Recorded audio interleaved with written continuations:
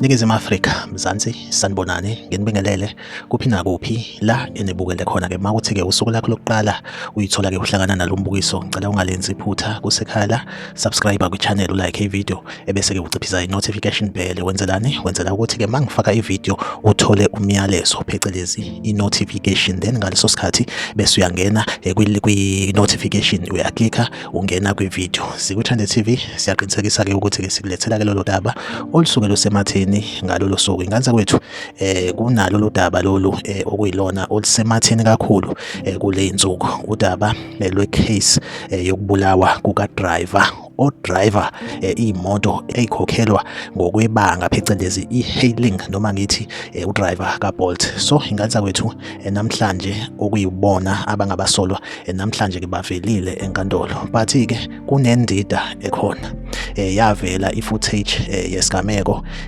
Kwakhona abantu abavelayo kwi-footage. Siyazi-ke ukuthi ama-footages most of the time ama-footages avame ukuthi angabi clear. So ingane kwethu batrendile-ke abantu kuma-social media okuyibona ababesolwa ukuthi ibona laba abavela kwi-footage, but ingane kwethu kunalento le ekuthiwa i-AI.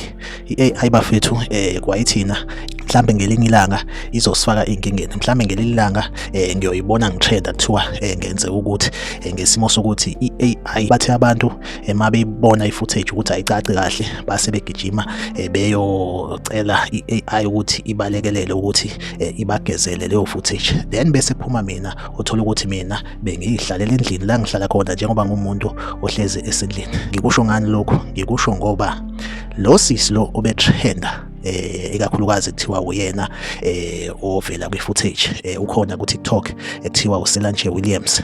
Mawusuthi uyambuka lo muntu ovela enkantolo namhlanje akusiyena nese, but lo ovela enkantolo uyafana-ke naloya ovela kwi-footage esingamboni kahle.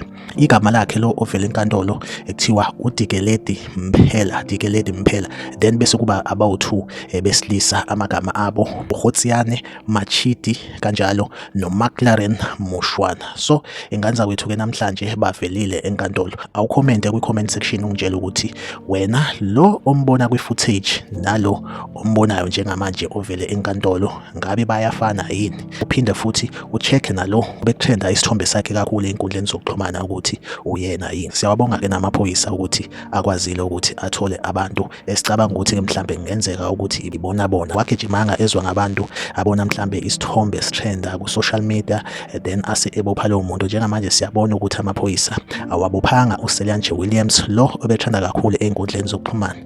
Bese uba khona nalo mfowethu lo ekuthiwa u-Amogelang Kekana.